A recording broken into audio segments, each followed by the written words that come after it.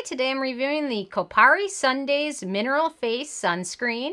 And really quick, I just want to say I purchase all these products with my own money. So if you want to help keep the channel independent, check out my products at nobsbeauty.com or click on the Amazon link below. So Kopari is a brand that overall I really like. A lot of people like them. And sunscreens are something I feel like anytime I see a new one, I have to try it because I'm always looking out for the Holy Grail sunscreen, which I found a few that come very close, but not quite. So when they came out with this new product, I thought I would give it a try. So I'm going to let you guys know my thoughts on it based on my Sarah score scale. And this is a mineral or physical sunscreen. So I know a lot of people have a preference, chemical or mineral. So I thought I would point that out. And it is an SPF of 30. So which for me is the lowest level I would recommend on a daily basis. I don't recommend anyone go lower than that.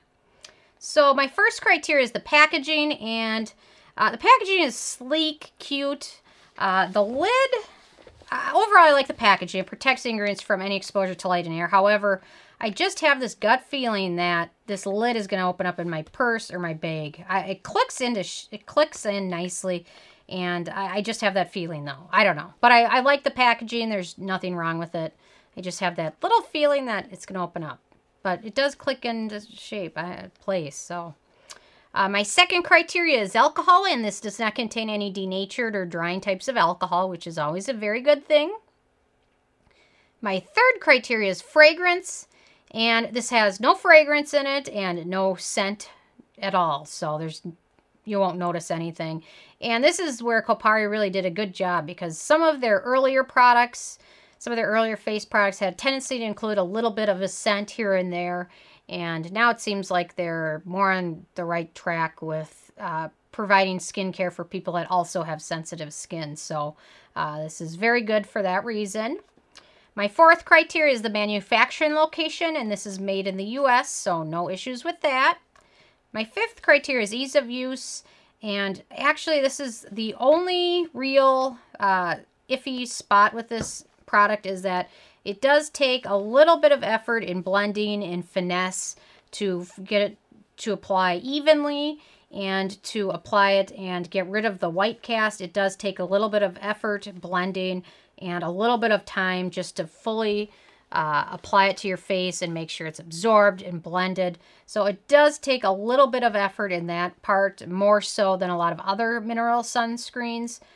Once you have done that and put a little effort into it, you'll get it to apply where there's pretty much no white cast or just a very, very light white cast, if anything. But it does take a little bit of effort and more effort than the average sunscreen. So and the other thing is if you don't apply it correctly and get it to fully absorb and fully blend, you can have some pilling if you're going to apply foundation over it. So as long as you spend a couple minutes and apply it correctly, make sure to blend it and make sure it's fully absorbed, you won't have any other issues really with this at all.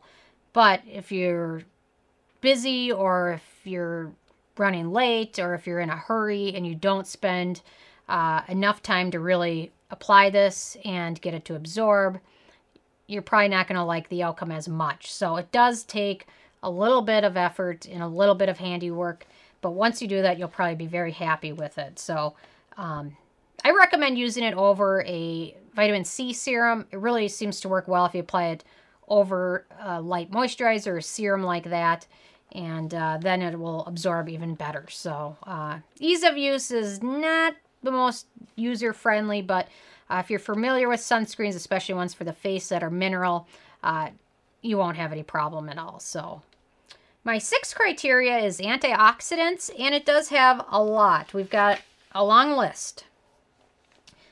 In here is jojoba seed oil, shea butter, allantoin, bisabolol, coconut water, sodium hyaluronate, watermelon seed oil, passion fruit seed oil, vitamin E, and CoQ10. So it's got a lot of good beneficial antioxidants and ingredients in there. So they've done a very nice job with, especially with sunscreen, you want to have a sunscreen that provides as much benefits as possible. The more beneficial ingredients and more antioxidants they include, the better off you're going to be helping your skin fight off UV damage, sun damage, free radicals, pollution, things like that. So they've done a very nice job including a lot of good beneficial ingredients.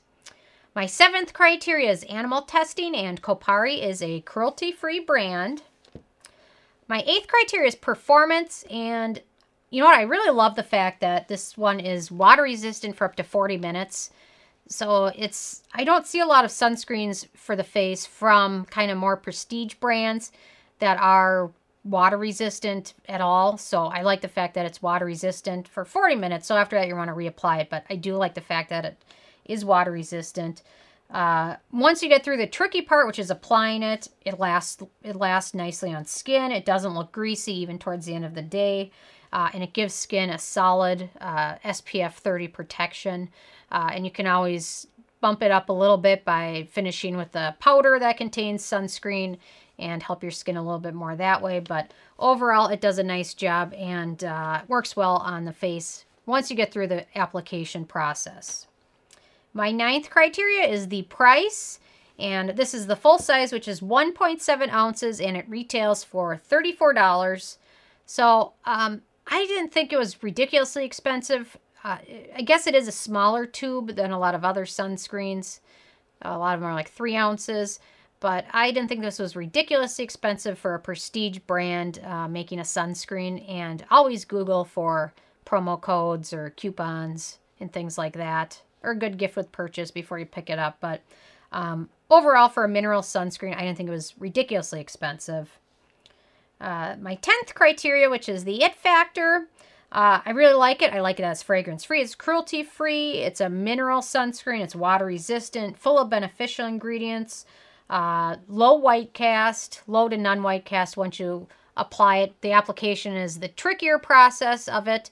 But overall, it's got everything I really like to see in a good skincare product, minus the tricky application process. But once you go through that, you've got it made. So overall, I gave this a 9 out of 10, which is pretty darn good for a mineral sunscreen. And Kopari has always been a brand for me that's hit or miss. So I really like to see. I'm glad I picked it up. So definitely going to be using this summer.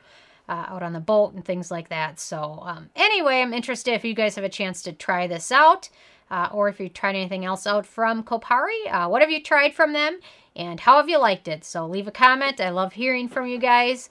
And check out nobsbeauty.com and the Amazon link below. Thank you guys so much.